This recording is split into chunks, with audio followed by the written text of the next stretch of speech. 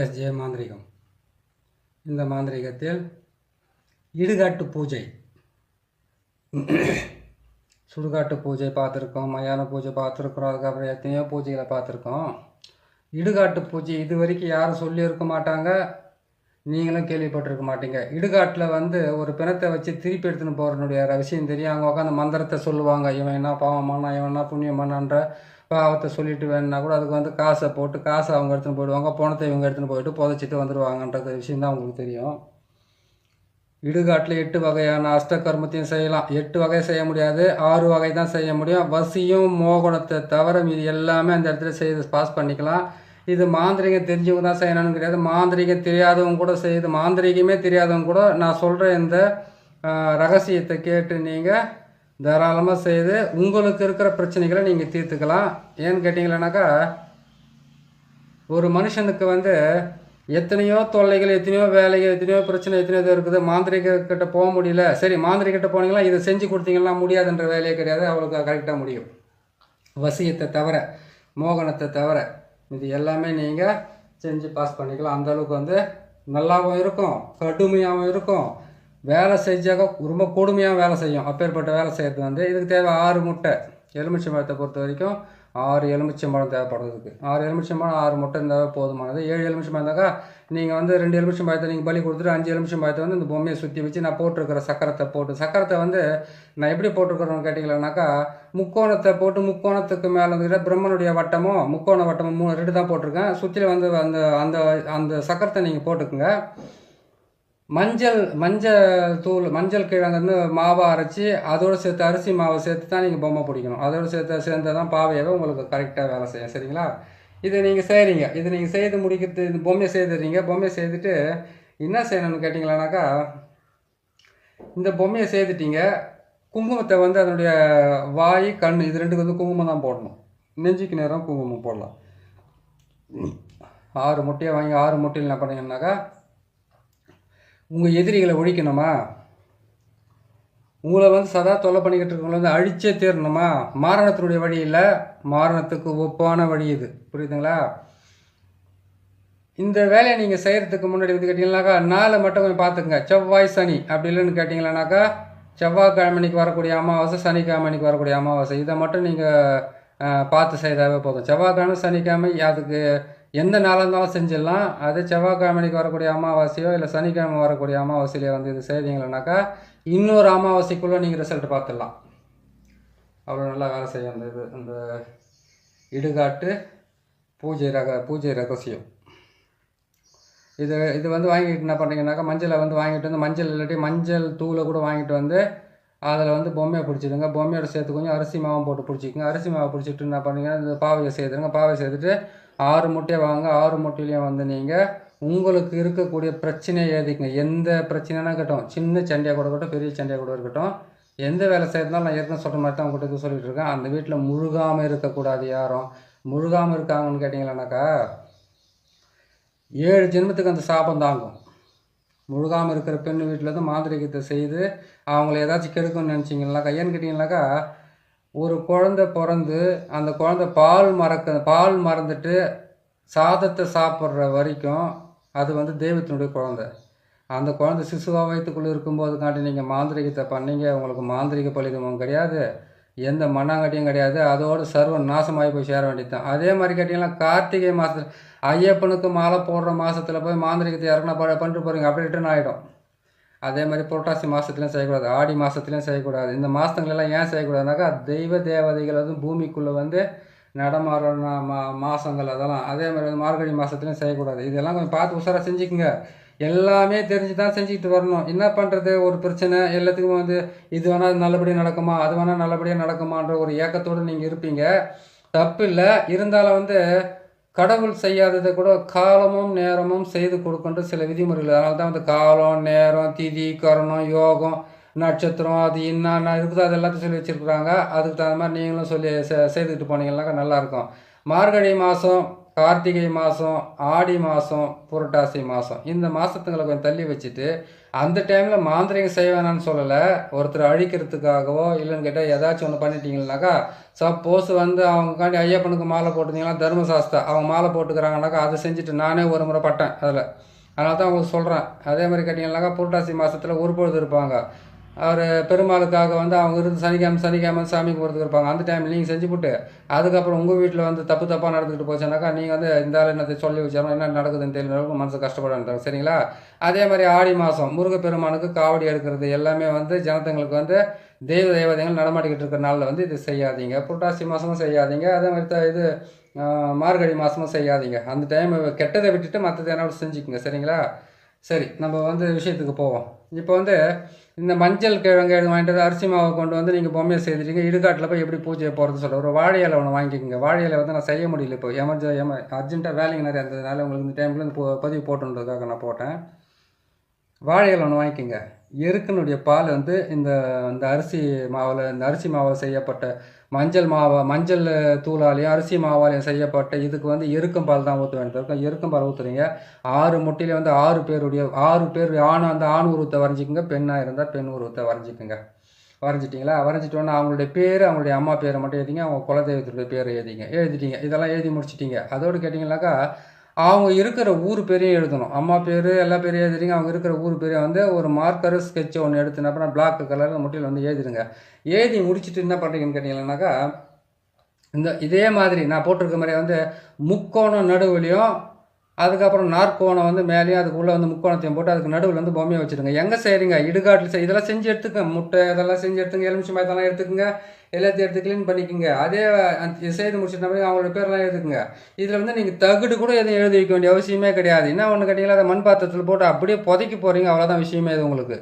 என்ன பண்ணுறீங்க கேட்டிங்கனாக்கா இதெல்லாம் போட்டுட்டு என்ன பண்ணுறீங்க, அந்த மஞ்சள் பாவெல்லாம் செய்துக்கு மண் பாத்திரத்தில் வச்சுக்கணும். முட்டையெல்லாம் போட்டு ரெடி பண்ணி வச்சுக்கோங்க. அதை கொண்டு போய் என்ன பண்ணுறீங்கன்னாக்கா இடுகாட்டில் வந்து தெற்கு முகமாக பார்த்து உக்காருங்க.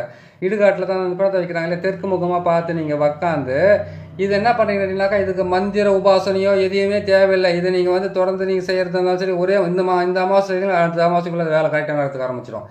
என்ன பண்ணி கற்பூரம் மட்டும் வந்து அப்புறம் நிறைய வாங்கிக்கோங்க. ஒரு 108 கற்பூரமாக வாங்கிக்கோங்க. பிள்ளை கற்பூரமாக அந்த சூடன்னு சொல்கிறேன் இல்லையா, அதை வாங்கிக்கோங்க. வாங்கிட்டு என்ன பண்ணி அவுள் பொறி கடலை இது மட்டும் தான் வாங்கணும்.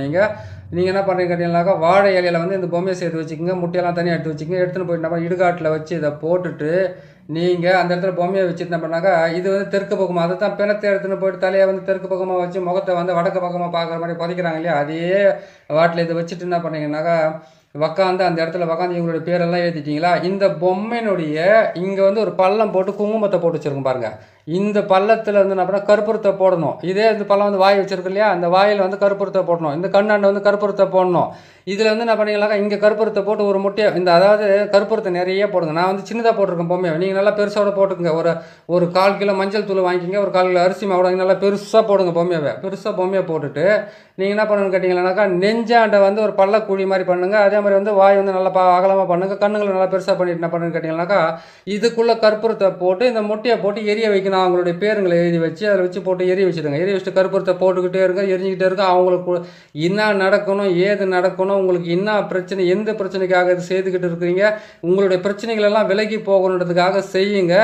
அது எத்தனை மணிக்கு செய்யணும் கேட்டிங்கன்னா 11 மணிக்கு செய்யலாம். ராத்திரி 11 மணிக்கு செய்யலாம். அதிகாலையில் பார்த்தீங்கன்னா விடிய காலம் பார்த்தீங்கன்னாக்கா நீங்கள் 2லேருந்து 3க்கு செய்யலாம். 3லேருந்து 4 மணிக்கெலாம் செய்யலாம். இது வந்து 1.5 மணி நேரம்லாம் வராது. இதுக்கு 1 மணி நேரம் மட்டும்தான் இதுக்கு எல்லாமே உங்களுக்கு டைமிங் கிடைக்கும். சரிங்களா? நான் சொல்கிற மாதிரி செவ்வாய்க்கிழமை சனிக்கிழமை அப்படி இல்லைன்னு கேட்டிங்கன்னாக்கா செவ்வாய்க்கிழமை வரக்கூடிய அமாவாசை, சனிக்கிழமை வரக்கூடிய அமாவாசையில் இது செய்துட்டீங்க, எரிச்சிட்டிங்க. எரிச்சு முடிச்ச உடனே என்ன பண்ணாக்கா அந்த எருக்கும் பாலால் வந்து அது வந்து அந்த பொம்மைக்கு வந்து கொஞ்சம் ஊற்ற சொன்னேன் இல்லையா, இதை செய்து முடிச்சுட்டு அதுக்கப்புறம் என்ன பண்ண கேட்டிங்கனாக்கா இது வந்து ஒரு வாழை இலையில் எடுத்து மடிங்க. அப்படியே அந்த வாழை இலையில் மடித்து நீங்கள் எந்த திசையை நோக்கி அது தலையை வச்சுருந்தீங்களோ அந்த திசையை நோக்கியே நீங்கள் போயிட்டு என்ன பண்ண கேட்டிங்கனாக்கா ஒரு பள்ளம் ஒன்று தோண்டுங்க. அந்த பள்ளத்தை தோண்டி அவங்க அந்த பள்ளத்துக்குள்ளே வந்து இது எப்படி இருக்குதோ அப்படியே போட்டு அதை நீங்கள் புதைச்சிட்டு என்ன பண்ணாக்கா அந்த எருக்கும் பாலை மேலே விட்டுட்டு அங்கேருந்து வந்து என்ன பண்ணுறீங்கன்னு கேட்டிங்கனாக்கா நீங்கள் இந்த 7 எலுமிச்சம்பழத்தில் வந்து இதுக்கு வந்து நீங்கள் 4 எலுமிச்சம்பழத்தை நீங்கள் 2 எலுமிச்சம்பழத்தை பலி கொடுத்துட்டீங்க. அங்கேயே உக்காந்துட்டு இதெல்லாம் செய்து முடிச்சோன்னு எருக்கும் பாலை ஊற்றிட்டு அதுக்கு வந்து அங்கே ஒருத்தர் ஒரு பலி கொடுங்க. கொடுத்துட்டு உங்கள் தலையை சுற்றி தான் இதெல்லாம் அறுக்கணும் தேவை, நசுக்கி போடணும். அங்கேருந்து வந்து எந்த இடத்துல நீங்கள் இது திரும்பி பார்க்காத வரீங்களா, நீங்கள் எந்த இடத்துல அந்த பாவையை செய்து எந்த இடத்துல நீங்கள் அதை பிரயோகம் பண்ணீங்களோ அந்த இடத்துல என்ன பண்ணுறீங்கன்னு கேட்டிங்கன்னாக்கா உங்கள் தலையை சுற்றி என்ன பண்ணாங்க, திரும்பி பார்க்கக்கூடாது, திரும்பி பார்க்காதே வரணும், நீங்கள் நசுக்கி போட்டுவாங்க. அதான் எது செய்யணும், மாரணமே செய்யலாம், சாகவே அடிக்கலாம், தாராளமாக சாவடிக்கலாம். எப்படின்னு கேட்டிங்கன்னா அதுக்கு வந்து மாரணத்துக்கு உண்டான விஷயம்லாம் இருக்குது. இது வந்து அந்த அளவுக்கு வேலை செய்யறதை அவங்க சொல்லி கொடுக்குறாங்க. மாரணத்துக்கு உண்டான சக்கரமோ மந்திரமோ பாவையும், அதுக்கப்புறம் அது எந்த திசையில் வைக்கணும், அதுக்கு எந்தெந்த பொருள் தேவைப்படுறதுனாக்கா இன்னும் லேட்டாக அதெல்லாம் போகிறதுக்கு அதெல்லாம் பொறுமையை போட்டு கொடுக்குறேன். இது வந்து அந்தளவுக்கு கொடுமையாக இருக்கும். கை காலெல்லாம் பீஸாக போகும், உடம்புக்குள்ளே வந்து ஏதாச்சும் ஒரு உறுப்புகள் துண்டிக்கப்படும். அப்போ அவ்வளோ கஷ்டமாக வேலை செய்யறதுக்கு ஆரம்பிக்கும் இந்த இடுகாட்டு பூஜை. புரியுதுங்களா? இடுகாட்டு பூஜை போகிறதுல வந்து கேட்டிங்கன்னாக்கா ரொம்ப மனசு கஷ்டப்பட்டு என்னால் தாங்க முடியல, கொடுமை தாங்க முடியல, என்னால் வேதனை தாங்க முடியல, என்னை வந்து காப்பாற்றுறதுக்கு எந்த விதமான தெய்வ தேவதையும் இல்லையா, நான் எங்கெங்கேயோ போயிட்டு வந்தேன்னு யாருமே என்னை காப்பாற்றலைன்ற மன வேதனை மன உளைச்சல்ல, சொந்தமும் இல்லாத பந்தமும் இல்லாமல் உங்களுக்கு வந்து எந்த விதமான ஆதரவும் இல்லாமல் யாருடைய இது என்ன சொல்லுவாங்கன்னாக்கா பக்கபலமும் இல்லாமல் அவதிப்பட்டு வேதனைப்பட்டு கஷ்டப்பட்டுக்கிட்டு இருக்கிற உங்களுக்கு இது மிகப்பெரிய வேலையை செய்ய ஆரம்பிக்கும். இதை வந்து நீங்கள் செய்து சாதிச்சுக்கலாம். புரியுதுங்களா? ஏன்னு கேட்டிங்களானாக்கா கடவுள் நேராக வானத்துலேருந்தும் இல்லை பூலோகத்துலேருந்தோ கீழே இது பாதாளத்துக்குள்ளேருந்து நேராக வந்து அம்மா வாங்க அப்பா நீங்கள் வாங்க உங்களுக்கெல்லாம் வந்து நான் காப்பாற்றுறேன் அப்படியெல்லாம் கிடையாது. ஒரு சின்ன ஒரே ஒரு ஊசிக்குள்ளே இருக்கிற நூலோட சந்து கிடைச்சா போதாக்குள்ளே ஒட்டகத்தே நோய்ச்சின்னு ஒன்றால் நினச்சிக்கிட்டு இருக்காங்க இந்த காலத்தில் போயிட்டு நீங்கள் எனக்கு இவ்வளோ கொடுமையாக்குது அவ்வளோ கஷ்டமாகுதுன்னு சொல்லிக்கிட்டு இருந்தீங்கன்னாக்கா வேலை ஆகாது. நீங்கள் இதை செஞ்சுக்குங்க. போயிட்டு நைட்டு 11 மணி தானே, இதுக்கு வந்து நம்ம தனியாக தான் போனோமா, கூட என்ன பண்ணலாமா, உங்கள் உறவினர்கள் உங்களால் பாதிக்கப்பட்ட கணவனோ மனைவியோ அண்ணனோ தம்பியோ அக்காவோ தங்கச்சியோ அப்படின்னு சித்தப்பாவோ இது யாராவது ஒருத்தர் இருந்தாக்கா ஒரு கூட தண்ணி கூட்டிகிட்டு போங்க, இதை செய்யுங்க தாராளமாக, ஒன்றும் தப்பே கிடையாது. ஏன்னு கேட்டிங்கனாக்கா இந்த உலகத்தில் வந்து எந்த விதமான உதவியும் இல்லாமல் எந்த விதமான எதிர்பார்ப்பும் இல்லாமல் ஒரு மனுஷனுக்கு வந்து உதவி செய்கிறது தான் எதிர்பார்ப்பு இருக்கிறது தான் உதவி செய்யறது இருக்கும். அந்த மாதிரி வந்து இந்த உலகத்தில் இல்லை, இன்றைக்கி கிடைக்குதா நாளைக்கு வாங்கிக்கிட்டோமா எல்லாமே வந்து விட்டுட்டு போகணுன்ற இடத்துல தான் இருக்காங்க. அதனால் நீங்கள் செய்ய வேண்டியது வந்து கேட்டிங்கனாக்கா இதை செய்யுங்க. இன்னும் மிளகாத்தூள்லேயே செய்ய வேண்டியது மிளகாத்தூள், அதுக்கப்புறம் சில பொருளுங்களை வச்சு ஆளுங்களை வந்து அங்கமெல்லாம் வந்து அப்படி அழுகி போகிற மாதிரி செய்கிற வேறு விஷயமெல்லாம் இருக்குது. அதை நான் பொறுமையாக சொல்லி கொடுக்குறேன். சரிங்களா? மிளகாத்தூள் செய்கிற மாதிரி இருக்குது. அதுக்கப்புறம் கேட்டிங்கன்னா இன்னும் கெட்ட விஷயத்துலலாம் செய்கிற மாதிரிலாம் இருக்குது. அதுக்கு தான் நிறைய கொடுத்துருக்காங்க. நல்லதுன்றது எதுவுமே கிடையாது, இல்லை கொஞ்சம் தான். அது மாதிரி என்ன பண்ண இதை பார்த்து செய்யுங்க. இதை செய்து முடிச்சுட்டு என்ன பண்ணீங்க கேட்டிங்கன்னா திரும்பி வந்துட்டீங்க. அவங்களுக்கு வந்து 7 எலுமிச்சை வந்து 2 பலி கொடுத்துட்டீங்க. ஒன்று வந்து இதை வந்து புதைச்ச உடனே எருக்கம்பாலை ஊற்றுக்கிறீங்க, பசும்பாலை ஊற்றலை, எருக்கம்பாலை ஊற்றிட்டு வந்துக்கிறேன். அந்த குடும்பத்துக்கே வந்துக்கிட்ட ஏற்றன்றதே இல்லாத அளவுக்கு அவங்க வாழ்க்கை தரமட்டமாக ஆகி அந்த இடத்த விட்டு ஓடி இல்லை ஒரு தற்கொலை பண்ணிக்கணும், இல்லைன்னு கேட்டிங்கன்னா ஏதாச்சும் ஒன்று ஆயப்படுறதுக்காகத்தான் இந்த இடுகாட்டு பூஜை. இடுகாட்டு பூஜையை வந்து செய்யறதுக்கு வந்து தைரியம் மட்டும் போதாது, உங்களுக்கு எவ்வளோ வேதனை இருந்தால் திரும்ப ராத்திரிக்கு அங்கே போவீங்க. எல்லாத்துக்கும் ஒரு கணக்கு இருக்குது. இந்த கணக்கு பிரகாரம் போனீங்கன்னாக்கா அங்கே இருக்கிற ஆத்மாக்கள் நீங்கள் சொல்லி அந்த மனசு கஷ்டப்பட்டு அந்த கற்பூரத்தை போட்டு அந்த நெஞ்சிலையும் வாயிலையும் கண்ணுலையும் போட்டு கொளுத்தும் போது உங்களுக்கு அங்கே இருக்கிற ஆத்மாக்கள் வந்து அன்றைக்கே கூட வேலை செய்யணும். அதான் சொல்கிறேன், இந்த அமாவாசை செஞ்சு அடுத்த அமாவாசை கரெக்டாக ரிசல்ட் உங்களுக்கு அந்தளவுக்கு கரெக்டாக வேலை செய்யும். இது யாருமே இது வரைக்கும் உங்களுக்கு சொல்லியிருக்க மாட்டாங்க. நான் சொல்லியிருக்கிறேன் பாருங்கள், இதை செஞ்சு முடிங்க. செஞ்சு முடிச்சுட்டு என்ன பண்ணுறீங்க, அங்கேருந்து வந்தோன்னா இடுகாட்டில் நீங்கள் எங்கே அந்த பொம்மையை வச்சு நீங்கள் பாவையை செய்தீங்களா அந்த இடத்துல வந்து ஒரு எலுமிச்சை பார்த்து உங்கள் தலையை சுற்றி கட்டுவா வச்சிட்டிங்களா. அங்கேருந்து வந்தோன்னே என்ன பண்ணுறீங்கன்னு கேட்டிங்கன்னாக்கா எந்த கோயில் இருந்தாலும் சரி உங்கள் வீட்டுக்கு முன்னாடியோ பின்னாடி 4வது திசையில் எங்கே அந்த கோயிலாண்டு போய்ட்டு ஒரு 2 நிமிஷம் உட்காருங்க. உட்காந்து உங்கள் மனக்குறைங்க சொல்லிட்டு வந்து சொல்லிட்டு மாதிரி அங்கே ஒரு தலையை சுற்றி வச்சு நசிக்கிட்டு என்ன பண்ணுறீங்க, வீட்டுக்கு போகிறதுக்கு முன்னாடி கை கால் முகமெல்லாம் கழுவிக்கணும். உள்ளங்கையாவே கால் பாதத்தை கூட கழுவணும். நேராக பண்ணணும். கையெழுத்து அந்த என்ன மஞ்சள் தண்ணி தெளிப்பாங்களா மேலே அந்த மாதிரி தெளிச்சிக்கனால நேராக உள்ள போகக்கூடாது. நல்லா காது மூக்கு அதே மாதிரிலாம் சுத்தமாக கழுவிக்கணும். கை எல்லாம் சுத்தமாக கழுவிக்கணும். காலெல்லாம் கழுவிக்கணும். வாயை கொப்பிளிச்சுட்டு அதுக்கப்புறம் என்ன பண்ணுங்கன்னு கேட்டிங்கன்னா பாதத்தை கூட தண்ணி ஊற்றி சுத்தமாக அலசிட்டு போங்க. அப்படி அலசிட்டு போனீங்கன்னா அவங்களுக்கு இந்த இடுகாட்டு பூஜைன்றதில் வந்து உங்களுக்கு இடுகாட்டில் வந்து செய்கிற பூஜையை வந்து 8 நாள்லேயே உங்களுக்கு வந்து மிகப்பெரிய வெற்றியை கொடுக்கணும். நீங்கள் அது செய்துக்குங்க. ஏன்னு கேட்டிங்களானாக்கா நீங்கள் வந்து ஒவ்வொருத்தரும் வந்து ஒவ்வொருடைய நோக்கத்தில் இருப்பீங்க. உங்களுடைய முழு குறைகளும் சொல்லி சிலர்கிட்ட உங்களால் வந்து வேதனைப்பட முடியாது. எந்த தெய்வமாவது எந்த தேவதையாவது நம்மளுக்கு வந்து உதவி செய்யாமான்னு கேட்டுட்டு இருப்பாங்க. உங்களுக்கு போட்டிருக்கோம் பாருங்கள், இது கரெக்டாக வேலை செய்யும். அந்த வேலையை செய்து நீங்கள் உங்களை காப்பாற்றிக்குங்க. எதிரிங்கிட்ட இருந்து காப்பாற்றிக்குங்க, துரோகிக்கிட்ட இருந்து காப்பாற்றிக்குங்க, செய்கிற செய்வனிலேருந்து காப்பாற்றிக்குங்க. அதுக்கப்புறம் மாந்திரிகத்தால் ஏற்பட்டிருக்கிற பாதிப்பிலிருந்து உங்களை காப்பாற்றிக்குங்க. ஒவ்வொரு தவறான செயல்கள் எத்தனை இருக்குது அத்தனையிலேருந்து உங்களை காப்பாற்றிக்கிறதுக்காகவும் பில்லி சூனியம் ஏவலதுலேருந்து உங்களை காப்பாற்றிக்கிறதுக்கு நிறைய வேலை செய்யும். எது செஞ்சு விட்டு அந்த எருக்கம்பாலை விட்டுட்டு வந்துட்டீங்க, அதுக்கப்புறம் என்ன பண்ணுறீங்கன்னு கேட்டிங்கன்னாக்கா கொஞ்ச நாள், அதாவது இந்த 8 நாளில் வந்து கேட்டிங்களானாக்கா 8 நாள் பொறுத்து வந்து போயிட்டு அதுக்கு வந்து பசும்பால் விடுறீங்களா திருப்பி எருக்கம்பால் விடுறீங்களா, இதை மட்டும் செஞ்சுக்கிட்டே வாங்க. உங்களுடைய மனவேதனை அங்கே போய் சொல்லிட்டு வாங்க. உங்களுக்கு உண்டான பரிகாரம் சீக்கிரமாக நடக்கும். உங்களுக்கு உண்டான பலன் நிறையாவும் கிடைக்கும்னு சொல்கிறேன். நல்லபடியாக செய்து முடிங்க, சரிங்களா? இதை செய்து முடிங்க. உங்களுடைய குறைகளை தீர்க்கறதுக்கு உண்டான மிகப்பெரிய ஒரு இடுகாட்டு பூஜை பாவையை நான் போட்டிருக்கேன். அதை நீங்கள் பாருங்கள், செய்துக்குங்க, ஜெயிச்சுக்குங்க, சரிங்களா? உங்களுக்கு வந்து இந்த பதிவை நான் போட்டதுக்கு இன்னொரு நல்ல பதிவில் இருக்கிறதெல்லாம் போட்டு கொடுக்குறேன் நான். பாருங்கள், நம்ம சேனலை பார்க்குறீங்க, சப்ஸ்கிரைப் பண்ணுங்கள், லைக் பண்ணுங்கள், ஷேர் பண்ணுங்கள். இன்னொரு நல்ல பதிவில் உங்களை நான் சந்திக்கிறேன். நன்றி, வணக்கம்.